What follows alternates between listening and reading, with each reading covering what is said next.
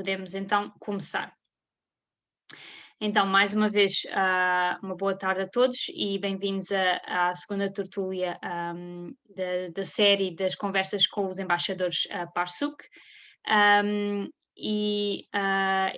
Esta tertúlia é então, vai ser então apresentada pelo embaixador Francisco Nobre. O Francisco é estudante de doutoramento de Economia na Universidade de Surrey, em Guildford, e por isso está aqui a representar a cidade de Guildford em nome da PARSUC. Como eu não vos quero tirar a curiosidade de conhecer o Francisco, eu vou passar a palavra ao Francisco e ele próprio vai poder apresentar-se um pouco melhor e também partilhar com vocês a experiência que ele já teve neste tema das carreiras nas instituições europeias. É um assunto que é pela primeira vez abordado na PARSUC. Nós às vezes partilhamos algumas ofertas, mas é a primeira vez que fazemos um seminário, uma exposição deste tema, e por isso achamos que é de extrema relevância para os membros.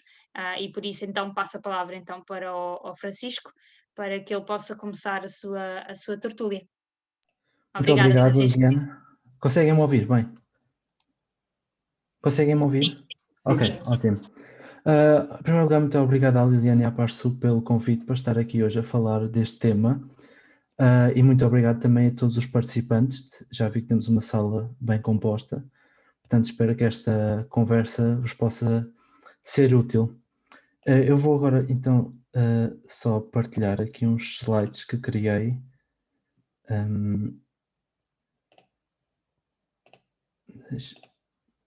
Conseguem ver? Digam-me só se... Pronto, ótimo. Estes slides, pronto, é mais para guiar a conversa do que propriamente para falar de tudo o que está nele escrito. Por isso, se tiverem alguma questão, a qualquer momento interrompam. Penso que assim será mais fácil para todos. Ora bem, para falar um pouco do meu currículo também, porque vai ajudar a contextualizar a minha apresentação. Eu sou licenciado em Economia por Coimbra, depois tirei mestrado em Economia também na Queen Mary University of London e agora, desde setembro de 2019, estou no Surrey, como a Liliana já tinha dito, a tirar o doutoramento em Economia. Entre o meu mestrado e o meu doutoramento, tive cerca de 1 ano e meio em Bruxelas. Durante esse tempo tive 2 experiências profissionais.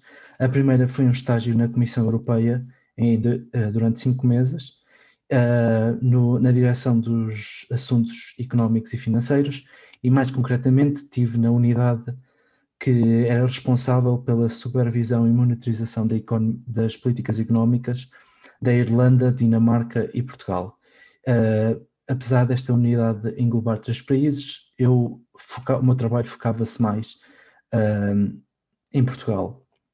E fiz diferentes coisas, desde uma monitorização. Na altura houve uma mudança da lei laboral e da lei da habitação e, portanto, eu tive todo um trabalho de traduzir as alterações para inglês, para apresentar aos meus superiores. Fiz um trabalho mais ligado à pesquisa relacionado com a variação do desemprego em Portugal nos anos após a crise. Pronto, isto só para falar de alguns dos trabalhos que tive. E depois tive cerca de 1 ano na representação permanente de Portugal junto da União Europeia, também no Departamento de Assuntos Económicos e Financeiros, e se calhar há algumas pessoas aqui presentes que nunca ouviram falar da representação permanente de Portugal junto da União Europeia. De forma muito breve, é a missão diplomática de Portugal junto da União Europeia, é porventura a missão diplomática de Portugal mais importante, porque é certamente aquela a embaixada, digamos assim, que tem mais técnicos superiores, ou seja, para além dos diplomatas, é a embaixada que tem mais técnicos, dada a importância dos temas que nela se trabalham. E pronto, e mais à frente vou falar um bocado melhor do que é o trabalho na representação de Portugal. Pronto. A razão pela qual eu sugeri à Liliana para fazermos uma sessão sobre a carreira nas instituições europeias foi porque eu reparei que desde que fui para Bruxelas, desde que lá estive, que tive cada vez mais um conjunto de pessoas que falou comigo no sentido de saber quais eram as oportunidades profissionais que existiam, porque não sabiam que existiam estágios na Comissão Europeia nem noutras instituições, e quando viram que eu tinha ido trabalhar para lá ficaram muito curiosos, então fizeram várias perguntas sobre como se podia candidatar e que tipo de oportunidades é que há, e portanto achei que aqui ligados à Parsuc podia haver um conjunto de membros que tinham as mesmas questões, então achei que poderia ser útil. Depois também acho que é importante para as pessoas que já lá tiveram, que já tiveram uma experiência, falarem dela e incentivarem outras pessoas portuguesas a ir. Eu digo isto porque penso que foi em 2018 2017 ou 2018 que saiu um relatório da Comissão Europeia em que dizia que Portugal era um dos países que corria o risco de estar pouco representado nas instituições europeias, ou seja, havia poucos portugueses a quererem ir trabalhar para as instituições europeias. Portanto, desde aí tem sido feito um esforço adicional de forma a tentar convencer portugueses a ir para lá. E por último, achei que neste momento com o Brexit e com toda a incerteza associada, poderá haver pessoas que estejam a pensar sair da Inglaterra e a procurar outras oportunidades fora, noutros sítios da Europa. E, portanto, acho que nesta conversa também pode ser útil para eles. Portanto, no fundo, são estes os objetivos desta conversa, contar-vos a minha experiência, como é que podem fazer para procurar uma carreira nas instituições europeias, quais os benefícios e responder a eventuais dúvidas que tenham. Ora bem, então, começando assim de uma forma muito geral, quais é que são os benefícios de uma experiência na União Europeia? Em primeiro, é uma oportunidade para aprendermos mais sobre os conhecimentos e sobre como é que as políticas são feitas a nível europeu.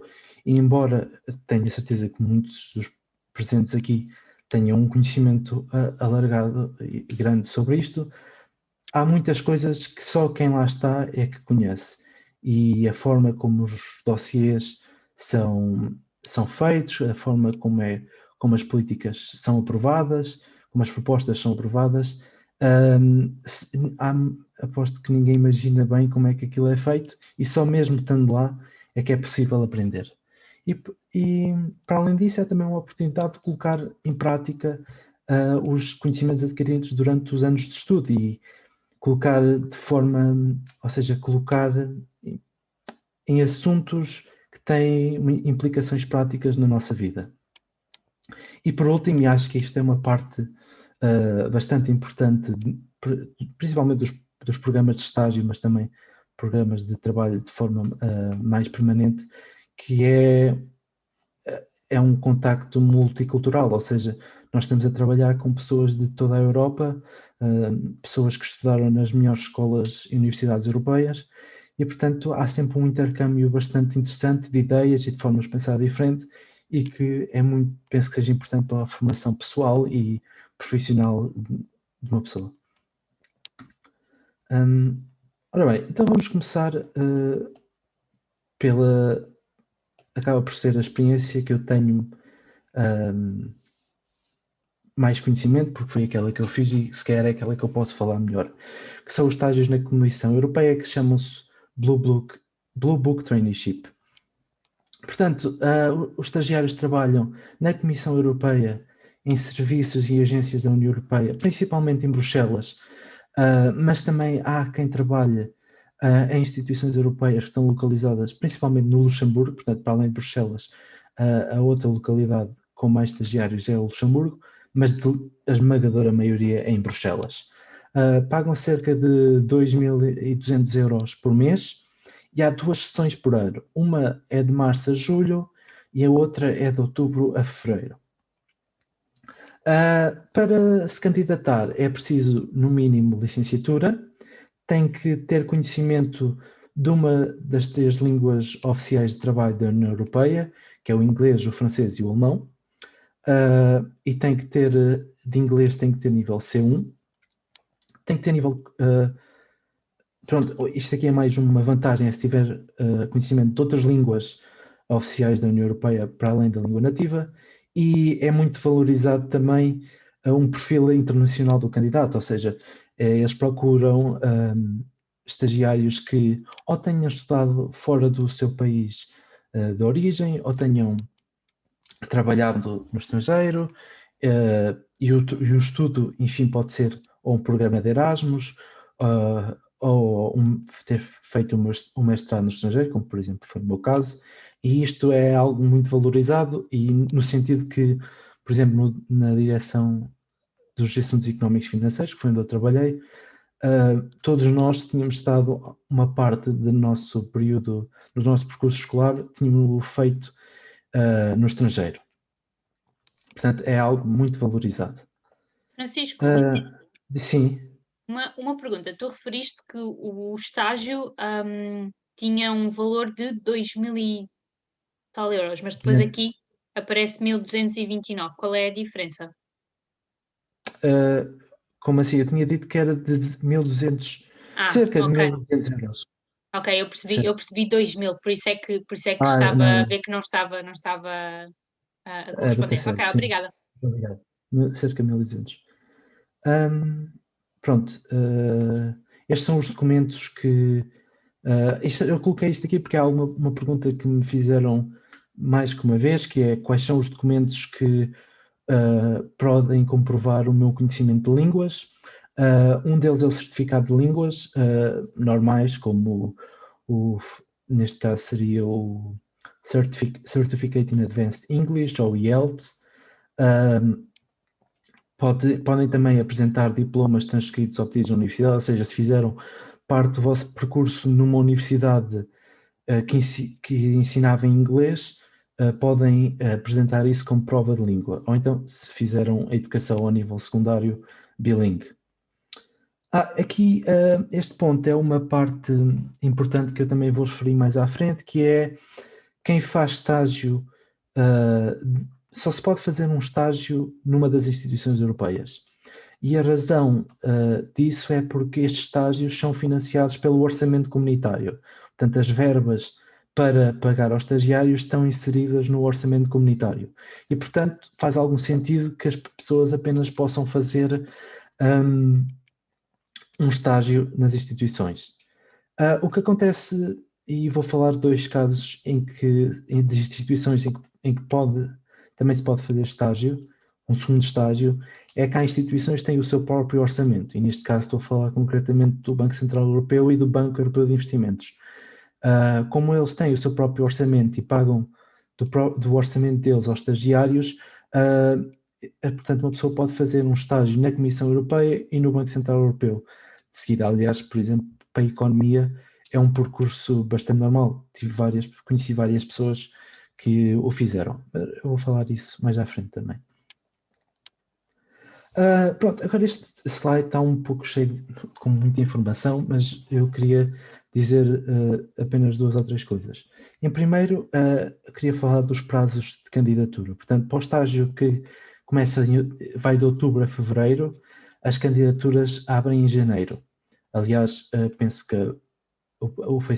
no Facebook da PARSUC foi partilhado os estágios da Comissão Europeia, que fecharam as candidaturas a 29 de janeiro. Pronto, e portanto acabou recentemente o prazo de candidatura.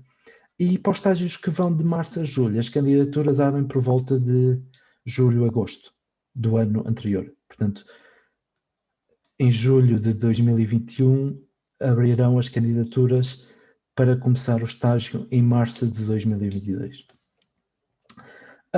Pronto, aqui para falar um pouco do processo de seleção, portanto tem 3 fases, mais ou menos.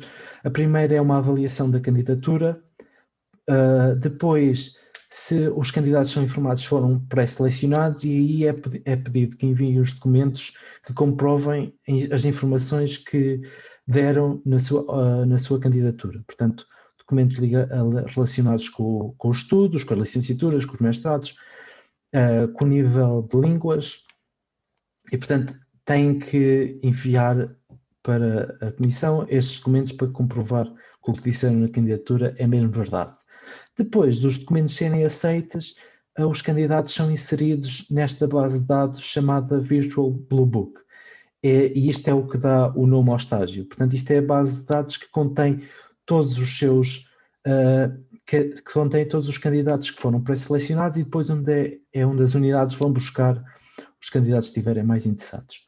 Qual é que é aqui o problema? E isto era um ponto que eu queria frisar, porque é realmente muito importante. É que nesta base de dados ainda vão estar muitos candidatos. Portanto, eles selecionam um número de candidatos muito superior ao número de vagas que efetivamente têm. Portanto, fica muito difícil às unidades procurarem todas as pessoas e, de facto, escolherem aquele que é o melhor. Então, o que os candidatos devem fazer, e que foi aquilo que eu fiz, é que devem enviar um e-mail às diferentes unidades, nas diferentes direções gerais, a dizerem que têm interesse em trabalhar naquela unidade e geralmente enviar com o CV incluído. E isto é um ponto muito importante, porque muita gente não sabe isto, e porque fica difícil uma pessoa realçar o seu currículo numa base de dados com tantos candidatos. Portanto, é muito importante que se envie e-mail às unidades que temos mais interesse, a dizer que fomos selecionados, que estamos na base de dados e que gostaríamos de trabalhar naquelas unidades, e, portanto, se eles tiverem alguma vaga para estagiário, para concentrarem a nossa candidatura.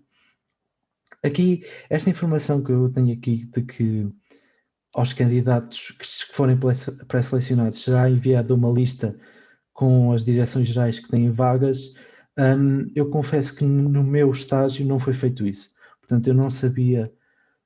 Eu tirei esta informação primeiro do site oficial, portanto está lá escrito, não inventei, mas confesso que quando foi a minha candidatura, não me enviaram esta lista. Portanto, eu quando mandei os e-mails foi um bocado um tiro no escuro, no sentido que não sabia ao certo quais é que eram as direções gerais que tinham vagas. Portanto, esta lista com vagas facilita, mas apesar disso não deve ser deixado de enviar mails às diferentes unidades. E nós podemos encontrar o Head of Unit neste documento que aqui tenho, que é o ISU. Portanto, se colocarem no Google o ISU European Commission, vão encontrar muito facilmente este documento, que tem o nome dos chefes de unidade, e depois o e-mail é só, por exemplo, o primeiro é o primeiro nome, ponto, o último nome, @ec.europa.eu. Portanto, no meu caso seria francisco.nobre@ec.europa.eu. E devem, de facto, fazer isto. Porque coloquei mais alguns links aqui. Isto são perguntas frequently asked questions.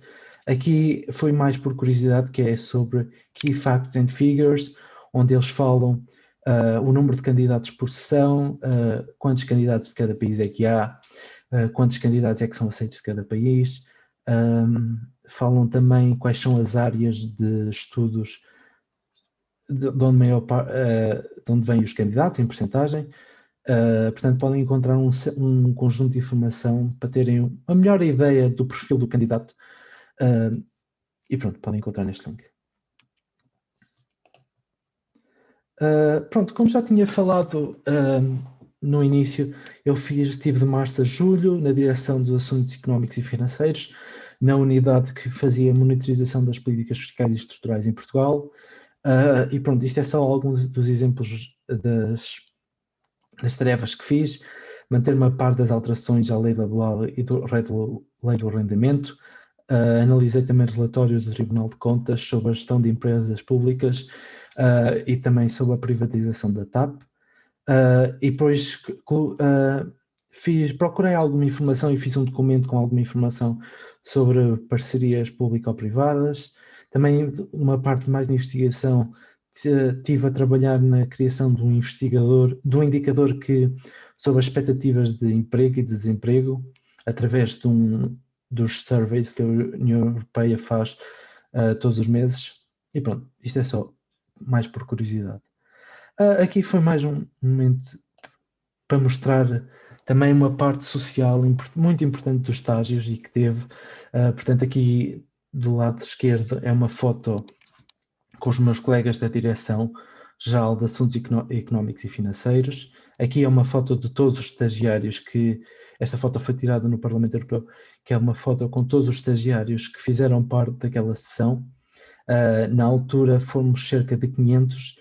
Eu sei que quando lá estava foi discutido e aprovado um plano para aumentar o número de estagiários por sessão, para chegar a 2020 com 1000 estagiários por sessão. Confesso que, pronto, com a pandemia, não sei se esse plano foi mantido ou não. Aqui é só uma foto de Bruxelas, de uma zona de vários, uma zona central da zona, com vários museus. Aqui é o edifício principal da Comissão Europeia. Aqui foi uma foto que nós tiramos com os outros estagiários portugueses, porque quando eu fiz, houve cerca de 30 estagiários portugueses e nós dávamos todos muito bem e tínhamos uma comunidade próxima. E, para além disso, Bruxelas é uma zona com muitos portugueses, portanto, quase que nos sentimos em casa. E aqui, esta foto foi quando fomos ver o jogo para o Mundial entre Portugal e Espanha, e é num café que chamava-se Café Portugal, portanto, era só portugueses a ver o jogo. Bom, também foi algo divertido, evidentemente. E aqui, no último, é uma foto que nós tiramos na altura que era com o Comissário Europeu, com o Engenheiro Carlos Moedas, agora é a Comissária Elisa Ferreira, e por ti também é tradição que todos os comissários europeus recebam os estagiários do seu país, os estagiários da Comissão Europeia e do Parlamento Europeu, e tenham uma conversa também informal com eles. E na altura conhecemos o Engenheiro Carlos Moedas, que é uma pessoa bastante simpática, e também foi um momento interessante. Pronto, agora eu vou só falar muito brevemente, de todas as instituições que recebem estagiários. O Parlamento Europeu também recebe estagiários, também tem 2 sessões, de outubro a fevereiro e de março a julho, tal como a Comissão Europeia. No entanto, o processo é um bocadinho diferente, porque quando nos estamos a candidatar aos estágios no Parlamento Europeu, já nos estamos a candidatar a uma posição específica, e cada pessoa pode se candidatar no máximo a 3 postos diferentes. Portanto, ao contrário da Comissão Europeia, em que a candidatura é mais geral e depois somos incluídos naquela base de dados, aqui os candidatos já se candidatam para unidades e departamentos específicos, e no máximo podem se candidatar até 3. Francisco, uma Sim, questão. força. Quando Sim. dizes aqui candidatura no máximo a 3 postos de estágio, são 3 postos de estágios a candidatas ao mesmo tempo ou faseados? Percebes a pergunta? Por exemplo, eu posso me candidatar 3 vezes a um posto, ou posso me candidatar a 3 postos ao mesmo tempo? Por exemplo, eu estou a falar em relação à mesma sessão a 3 postos diferentes. Ou seja, por exemplo, uma pessoa para a sessão que começa em outubro pode se candidatar a 3 departamentos diferentes. E depois, se não for aceite, pode-se voltar a candidatar sempre para as sessões a seguir. Não sei se esclarece a tua dúvida. Sim, ou seja, cada sessão, cada período de candidaturas, nós podemos nos candidatar a 3 postos, basicamente. Sim, exatamente. Sim, exatamente. Obrigada. Pronto. Aqui são outras instituições que também têm estagiários: o Conselho da União Europeia, o Tribunal da Justiça da União Europeia, o Comitê das Regiões, o Comitê Económico e Social Europeu, entre outros. Este comitê, por exemplo, eu estou a referir este porque vi que ontem a Parsul também partilhou oportunidades de estágio neste comitê, que acaba ao 31 de março, portanto, para quem estiver interessado. De referir, pronto, que estas organizações que eu tenho aqui mencionadas fazem parte daquele pacote de instituições que nós só nos podemos candidatar uma vez.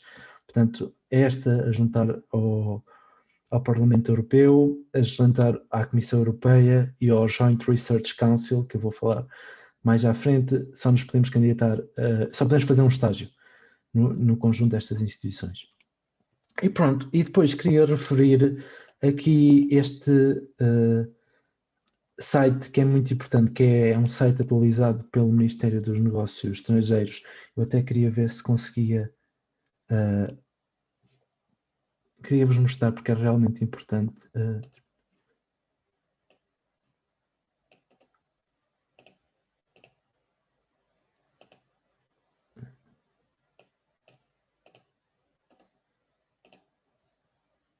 Não sei se estão a conseguir ver o site. Não.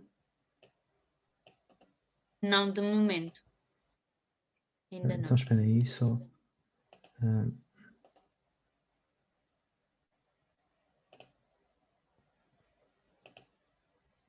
Sim, agora ver. sim. Já estão a ver? Ótimo. Ok. Sim. Pronto. E isto é um site que é atualizado pelo Ministério dos Negócios Estrangeiros. Eu não sei se estão a... Pronto.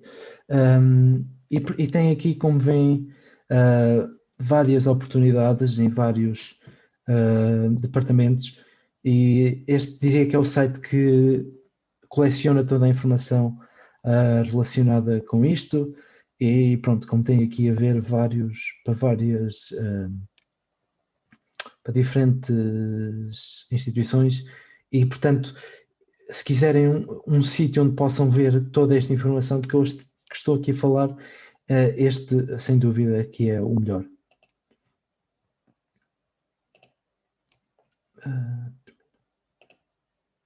Ok, pronto, continuando então com a nossa...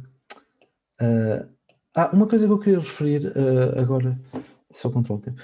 Uma coisa que eu queria referir que parece-me importante é que, se calhar alguns de vocês até, por exemplo, têm um doutoramento, ou estão a acabar o doutoramento, estão a fazê-lo, e estão a pensar se o estágio não será um pouco um passo atrás, porque uma pessoa que faz um doutoramento de 4 anos, e eu estou a fazer isso sem o que custa, depois de ir fazer um estágio, se calhar estão a pensar que não é a melhor opção. Aquilo que eu posso dizer é que devem considerar isto como um investimento, no sentido que um estágio destes é, sem dúvida, a melhor maneira de pôr um pé dentro das instituições europeias e de saber como é que se pode fazer para se tornarem trabalhadores a tempo mais permanente. E eu digo isto porque a maior parte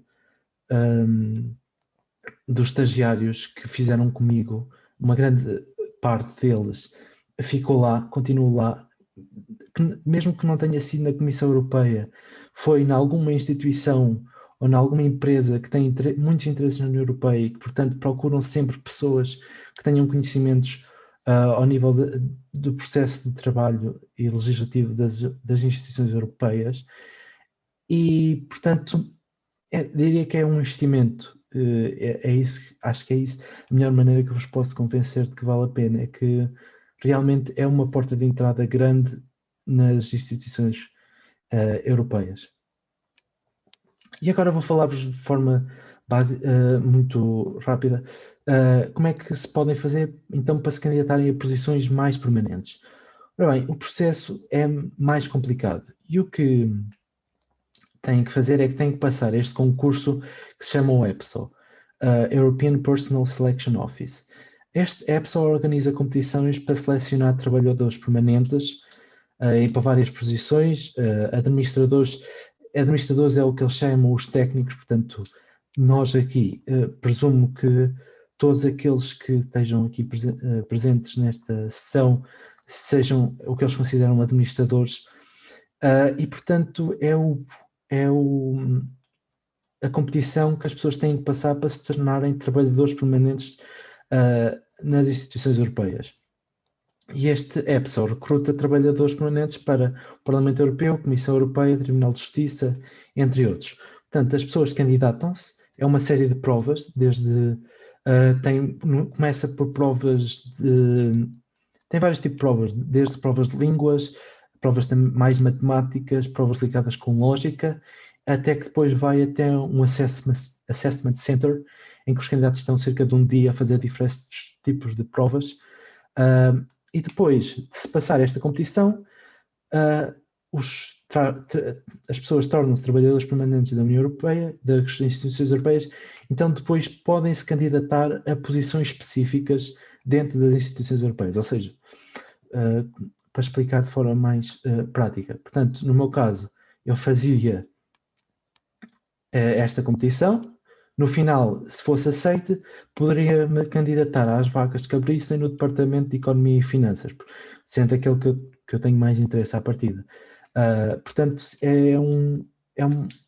tem duas fases. Primeiro passa-se nessa competição e depois candidatamos-nos aos departamentos que abram vagas para trabalhadores permanentes.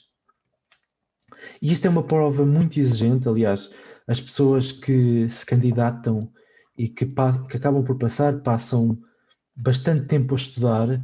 Inclusive em Bruxelas há muitas pessoas que são coaches, digamos assim, é o que eles auto-intitulam, porque treinam as pessoas, os candidatos, treinam-nos em todas as fases, desde os primeiros testes até ao Assessment Center e depois na última fase, penso que há uma entrevista, e portanto é algo bastante exigente e que exige muito esforço e estudo, mas pronto, conheço muitas pessoas que passaram.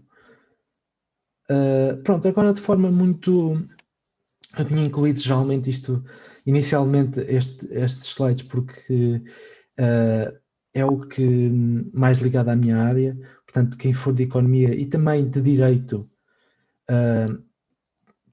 tem muitas oportunidades de trabalho no Banco Central Europeu, e que o Banco Central Europeu, mas ao contrário da Comissão Europeia, não tem um período fixo para as candidaturas. Eles anunciam posições ao longo do ano, portanto exige que uma pessoa mantenha-se atenta às oportunidades que vão surgindo e que consultem permanentemente o site do Banco Central Europeu, e tem estágios que podem durar no máximo um ano, recebem cerca de 1.100 euros. Penso que este valor está errado, penso que é um bocadinho mais alto agora, e para além deste valor pagam as despesas de alojamento, se a pessoa quiser. E pronto. A instituição que eu também tinha aqui é o Banco Europeu de Investimentos. Este é um bocadinho mais eclético, portanto, no sentido que procura pessoas de economia, de direito, também de outras áreas como relações internacionais, de gestão, e penso que agora são estas que me estou a lembrar. E também é uma das instituições que uma pessoa pode fazer estágio depois de ter feito estágio na Comissão Europeia ou no Parlamento Europeu, por exemplo. E é no Luxemburgo, te referi, não sei se já tinha dito. Pronto, agora vou falar um bocadinho do Joint Research Council.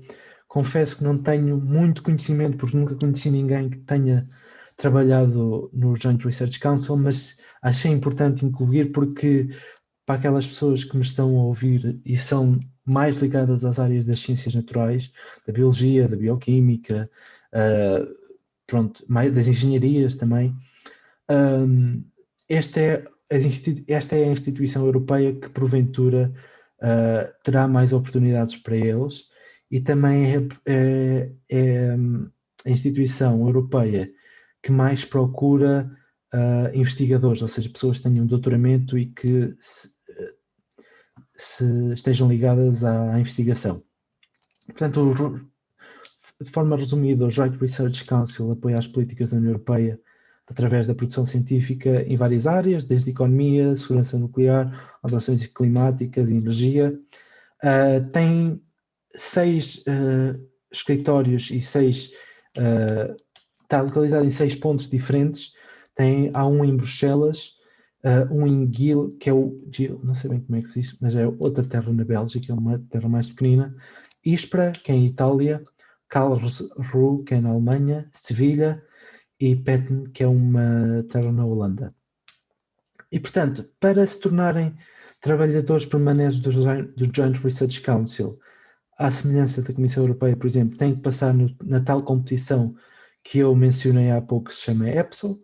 Depois de passarem nessa competição, então candidatam-se às oportunidades de trabalho que haja no Joint Research Council. E, de novo, para aqui exige um acompanhamento quase diário das oportunidades que vão surgindo, porque vão sendo publicadas em vários momentos do ano, e portanto as pessoas que estejam interessadas têm que ir vendo o site de forma permanente. Mas também tem um programa de estágios que se chama denominado Joint Research Council Traineeship Scheme.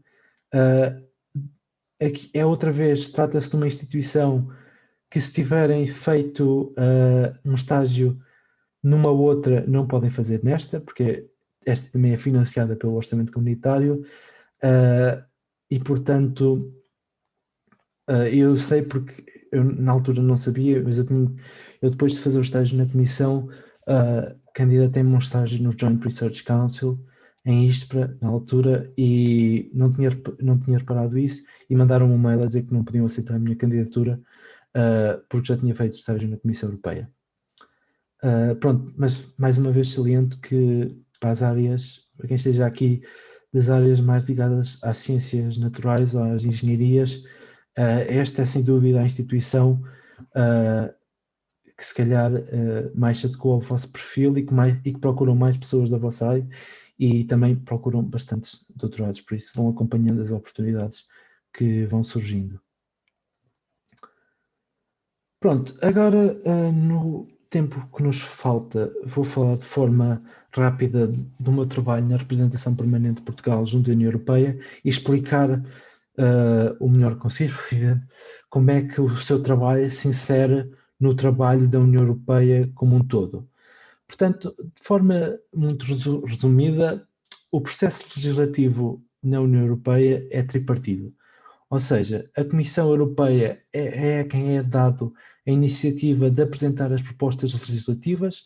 Portanto, é a União Europeia, a Comissão Europeia que apresenta as diferentes propostas de lei sobre os diferentes assuntos. Essa proposta depois é enviada para o Parlamento Europeu, onde é analisada pelo Comitê dentro do Parlamento Europeu responsável por aquela área, e o Parlamento Europeu, neste caso, representa a voz dos cidadãos. Portanto, está a analisar a lei no olho dos cidadãos e daquilo que vai mais ao seu interesse. Ao mesmo tempo, as propostas são enviadas para o Conselho da União Europeia, que representa a voz dos Estados-membros, a voz dos governos dos países da União Europeia.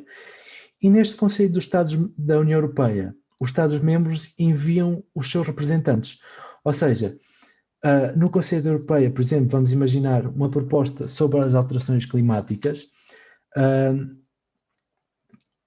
é discutida no grupo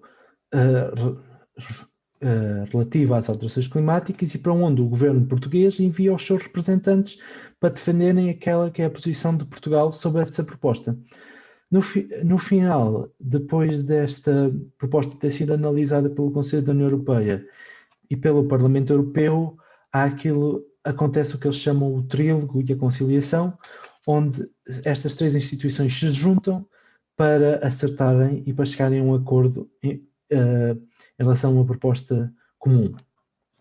E, portanto, o trabalho da representação de Portugal junto à União Europeia insere-se no trabalho do Conselho da União Europeia. Portanto, na representação portuguesa, na REPER, como se chama, é um trabalho, os representantes que o Estado português envia sobre determinados assuntos, e esses representantes depois deslocam-se ao Conselho da União Europeia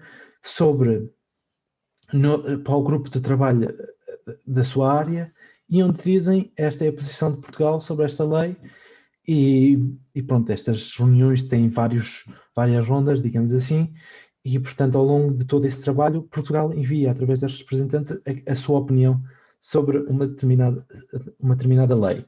Pronto, isto de uma forma muito geral para perceberem em que é que se enquadra o trabalho da representação portuguesa. Estes representantes, só para referir, são nomeados pelo Governo em comissões de 3 anos, e penso que só podem fazer 2 comissões. Pronto, e são nomeados pelo Governo. Há uma coisa que agora também, por curiosidade, não sei se sabem, neste momento é Portugal que detém a presidência do Conselho da União Europeia. Portanto, é Portugal que coordena as reuniões dos grupos de trabalho sobre os diferentes temas, e pronto, é uma responsabilidade muito grande, porque como vão imaginar, são 28 países que estão à mesa, cada um tem a sua opinião, cada um tem o seu ponto de vista e, portanto, conciliar todos estes pontos, todas estas opiniões diferentes para se conseguir ter uma proposta comum é algo bastante complicado, mas felizmente na Repair temos técnicos muito qualificados, portanto é um motivo de tranquilidade, digamos assim. Como é que que oportunidades é que há na Repair? Portanto, a nível de estágio, que é aquilo que eu fiz, há duas maneiras de fazer um estágio. Um é o estágio curricular, não remunerado, no máximo de 6 meses, e que se tem que inserir no âmbito de um programa de estudos. Portanto, neste caso, os que eu conheci geralmente estavam a fazer mestrado e, como parte do seu mestrado, precisavam de fazer um estágio, então iam para a Repair. Mas, apesar de não ser remunerado, os alunos interessados podem candidatar-se a bolsas para estágios curriculares que estão inseridas no programa Erasmus+. E o outro estágio, que é o estágio que eu fiz, que é o PEPAC-MNE, que abre candidaturas todos os anos por volta de maio, julho, mais ou menos, e é pago. Podem se candidatar jovens licenciados com idade até 30 anos, tem um ano de duração e tem que se ter, no mínimo, licenciatura. Obviamente, o que acontece aqui é que, portanto, são atribuídos pontos a cada candidato pelos estudos, pelo número de línguas, pela experiência internacional, e, portanto, quem tiver mestrado na parte dos estudos tem logo uma pontuação superior. Tem duas vertentes, o estágio, diplomacia política e diplomacia económica. Eu fiz através da diplomacia económica, mas referi que a diplomacia económica não é só para economistas, também se podem candidatar pessoas de sociologia, de relações internacionais, de gestão, de direito, de história e de outras áreas das humanidades, e o mesmo para a diplomacia política. Pronto, eu penso que era tudo o que queria dizer sobre o estágio. Sim, penso que é tudo. Pronto, o que é que eu fiz nesse estágio? Estive no Departamento de Assuntos Económicos e Financeiros, participei nas discussões do Comitê Orçamental, no Grupo de Trabalho da União Aduaneira, conselhos financeiros, conselheiros financeiros, serviços financeiros, fiscalidade indireta, e depois estive no Grupo de Trabalho do Quadro Financeiro Plurianual, o que é denominado por Orçamento Comunitário. E pronto, e o que é que nós fazemos? Nós preparávamos as reuniões, sempre em colaboração com as autoridades nacionais, e depois tínhamos que fazer um relatório sobre os pontos de debate de cada reunião que enviávamos para Lisboa, para os ministérios, para receber o seu feedback sobre aquilo que tinha sido debatido nessa reunião. Portanto, andava muito à volta disto, portanto, preparação das reuniões, sempre em colaboração com as autoridades e com os ministérios nacionais, porque nós não íamos lá dar a nossa opinião, nós íamos lá dar qual era o ponto de vista do governo português sobre sobre as diferentes leis e as diferentes propostas, e depois tínhamos que, uma segunda parte, que era enviar para Lisboa os principais pontos de debate sobre cada reunião. Aqui, outra vez, mais um conjunto de fotos, só para mostrar um pouco de que é o meu trabalho. Isto foi uma reunião muito importante que houve sobre o orçamento, na altura o orçamento de 2019, e que foi uma reunião que durou até a madrugada, em que tivemos lá a debater o orçamento de 2019. Pronto, isto aqui, isso é só um pouco uma imagem daquilo que era a nossa mesa. Pronto, nós estávamos ali em frente com a placa de Portugal em frente, e depois sempre queríamos falar, tínhamos que pôr a placa no ar. É todo um processo algo engraçado. Aqui no canto esquerdo é o edifício da representação permanente, que também tem a Embaixada de Portugal na Bélgica, portanto o edifício tem as duas missões diplomáticas. E aqui foi uma foto que os estagiários da Repair na altura tirámos com o Primeiro-Ministro, porque ele tinha ido lá numa semana antes, ou 2 semanas antes do Natal, a um Conselho Europeu, e depois no final houve uma festa de Natal na Repair e pronto, ele foi lá falar um pouco. E aqui é uma foto quatro fotos que eu decidi mostrar sobre os grupos de trabalho, pronto, no final de cada presidência. Portanto, cada país tem a presidência durante 6 meses e é rotativa. Por exemplo, esta aqui no canto direito foi tirada durante a presidência austríaca. Podem ver aqui as pessoas com aqueles fatos típicos austríacos. Depois, esta aqui do canto direito foi a presidência da Roménia. Na altura tinha sido a primeira presidência de sempre da Roménia. Pronto, e agora é de Portugal. Pronto, isto é ao fim do meu PowerPoint. Caso tenham alguma dúvida ou queiram ficar com os slides, porque pronto, passei a informação um bocado rápida, mandem-me um e-mail e eu enviar-vos-ei os slides para que possam ver esta informação com mais calma. Mas pronto, esta ou qualquer outra dúvida, por favor, mandem-me um mail, que eu tenho todo o gosto em responder-vos. Muito obrigada, Francisco.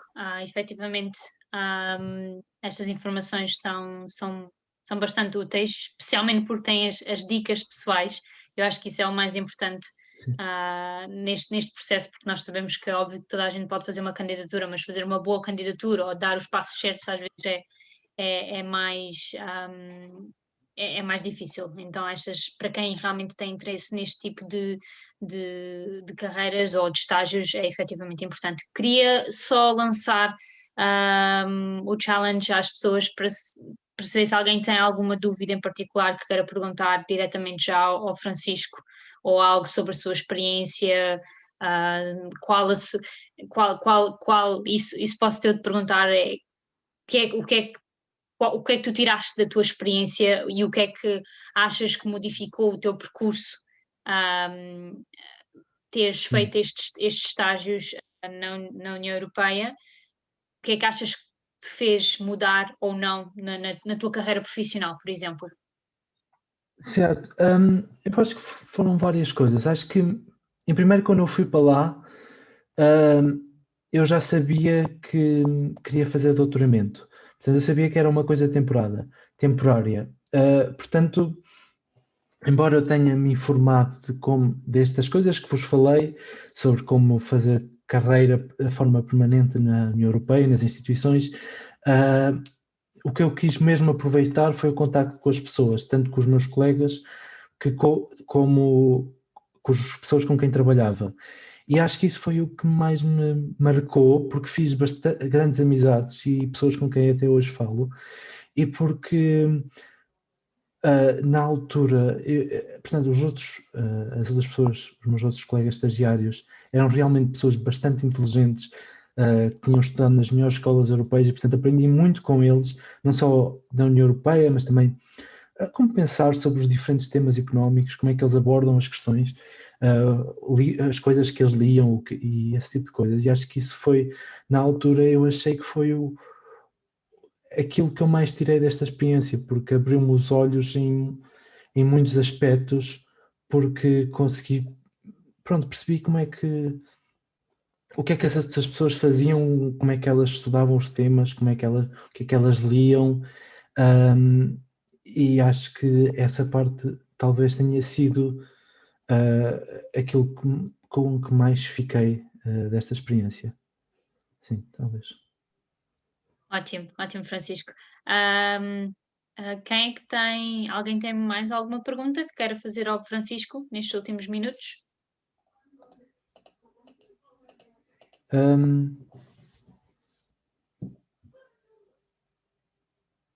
Parece que não. Eu ia só dizer uma coisa que na altura, durante a apresentação, esqueci-me, porque eu estava a falar se havia algumas pessoas que poderiam estar a equacionar que, tiraram um doutoramento ou uns estudos mais avançados e que se calhar um estágio não era a melhor opção. E eu queria só dar um exemplo prático, porque eu na altura disse que isto era um investimento e que as pessoas veem como uma porta de entrada nas instituições europeias, e para verem que esse é mesmo o caso, eu na altura, no meu departamento, tive uma colega estagiária que tinha feito o doutoramento em Economia na Universidade de Essex, aqui no Reino Unido.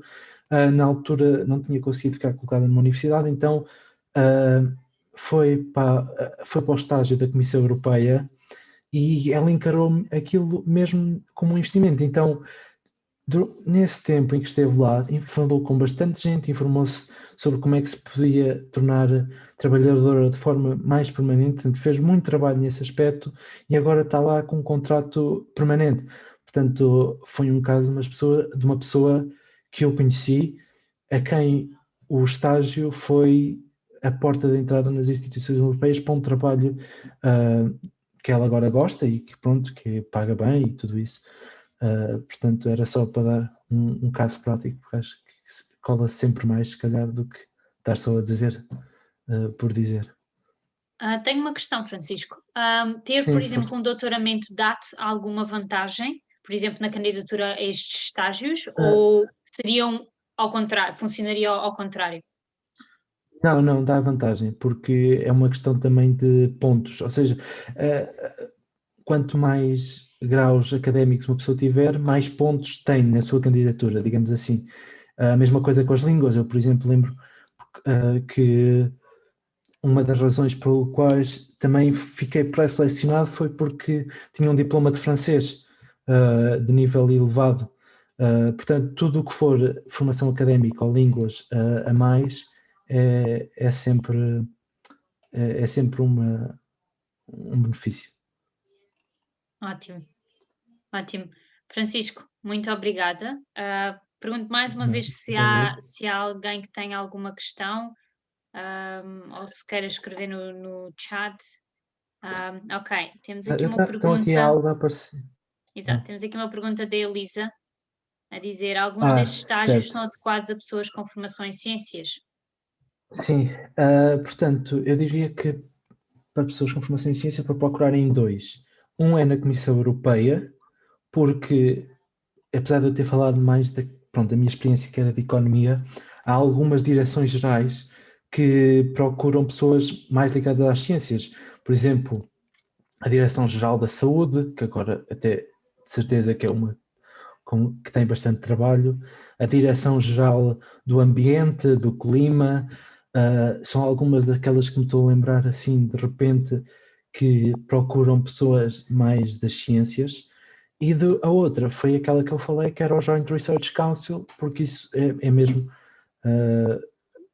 para a investigação científica e para pessoas da área das ciências. Pronto, é isso. São as duas que eu diria. Obrigada, Elisa, pela pergunta e obrigada, Francisco, pela tua resposta. Mais alguém tem alguma pergunta? Estava só aqui a verificar o tempo e estamos exatamente nas 8, por isso,